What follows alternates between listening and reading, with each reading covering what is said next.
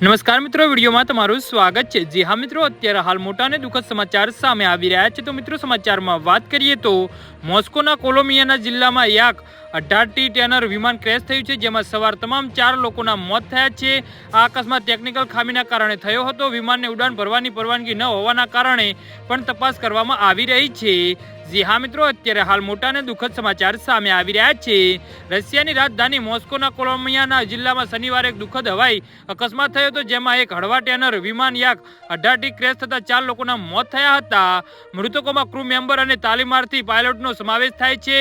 વિમાન એરોબેટિક્સનો અભ્યાસ કરી રહ્યું હતું અને ત્યારબાદ આ અકસ્માત થયો હતો। અહેવાલ અનુસાર વિમાન અચાનક નિયંત્રણ બહાર ગયું અને જમીન પર પડ્યું હતું।